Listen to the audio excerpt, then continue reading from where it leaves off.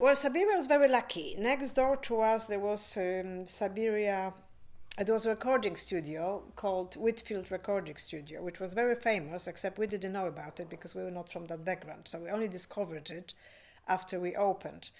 And, very quickly people started sort of waltzing in and asking about the internet. And one of the early people was Kylie Minogue, who was recording an album then and popped into Siberia and wanted to learn email and even wanted to learn how to set up a Mac. So she got herself a little Mac and started learning how to put her music online. And very quickly, she said actually in the interview for our Cyberia magazine, which I still have, she said, I am a technophobe, but I'm working on it.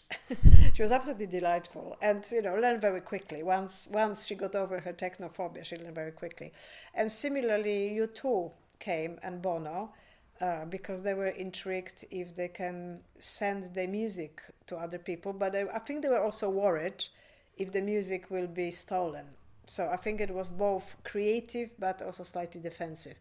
The most interesting, I think, was David Bowie, because he was extremely involved in the early technology. He had his own David Bowie net called BowieNet, and we had quite a few connections with him.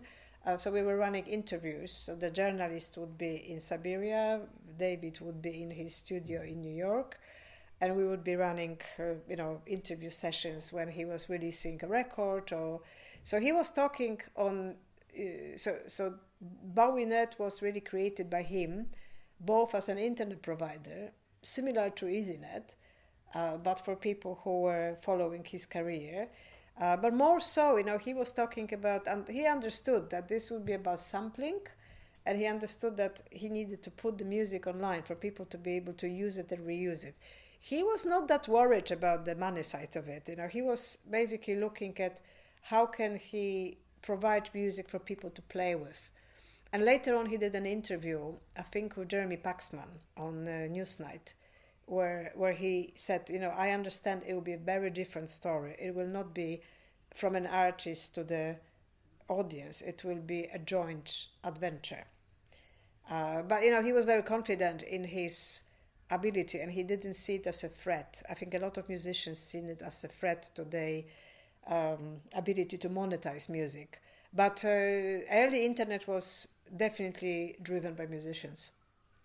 How did you manage to be backed up by Maurice Sachi and Mick Jagger? Well, as I said, initial Siberia investment was our own money, friends and family. Can you say how much you invested in it? I don't even remember, but not much. It was just enough to cover the rent for the first 2 months, because we were thinking, if it doesn't work, it doesn't matter. If it works, we'll find money. And as it happened, that was the case. But I think it was really just the cost of computers, we would probably never paid for anyway, and cost of rent for the first couple of months. And the place was tiny. When you think about the legend, is like it was huge. Our later the cafes were bigger and bigger, but that first cafe wasn't big. But nevertheless, when we realized it was going to be successful, it was all slightly panicky about where we're going to find more money. And we found few investors, but one day we got an offer from a musician. So, as I mentioned, musicians were more and more interested in internet. And we were contacted by a managing investor for Mick Jagger. And he was working on an investment fund with Maurice Sachi, who was running Sachi Advertising. So they knew that was in their space. I don't think they were very impressed with us and with a small cafe on the corner, but they knew we had enough technology there to carry it further. So we managed to raise money from them and then use that to open Cyberia and Centre Pompidou in Paris, which was the first UK company ever to be invited to Centre Pompidou. And I was a different adventure altogether, because it was then a time of the strikes. So I remember just after we opened, we had these people with accordions, berets, and quite often with blood dripping from them and bruises coming back from some adventures on the strikes in Paris.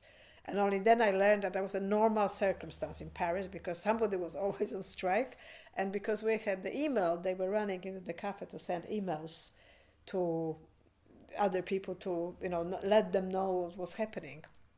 So Cyberia Paris was much more political in a way, but also much more sophisticated, because we actually managed to get the money, so we spent it on a top architect, Bernard Blauel, who was very minimalistic, but also he understood that kind of slightly dystopian, cybernautic ambience. And Cyberia in Centre Pompidou was quite dark, because we didn't have to worry about the nerds anymore, because that stopped being nerdy environment. It was just very beautiful, very creative environment. And Bernard designed a beautiful cyber cafe, which attracted people like Bill McAllister, who worked for George Soros.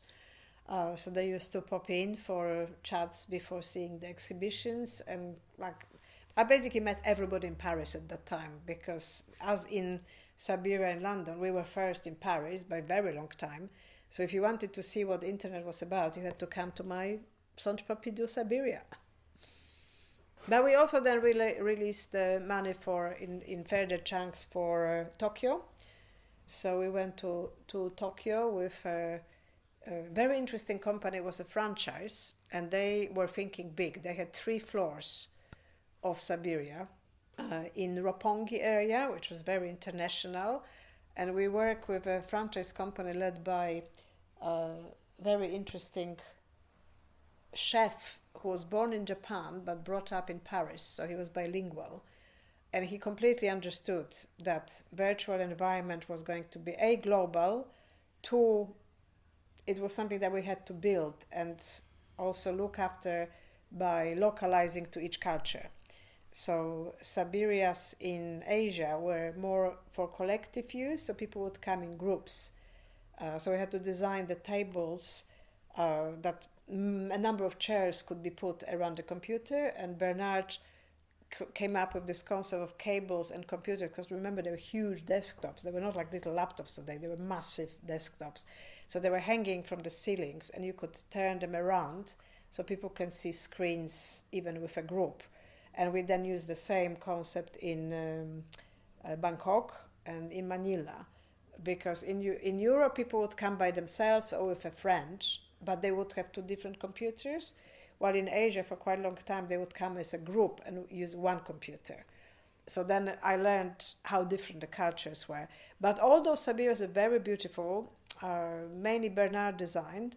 But today when people think the cyber cafes are slightly dark and small places in Lewisham, I'll tell you, the first cyber cafes were amazing. They were like 5-star Michelin restaurants, and actually they had great food as well, because we had to come up with a concept of finger food for machines, that we don't end up with a soup over the keyboard, because keyboards were expensive to replace. So that's why we ended up with sushi.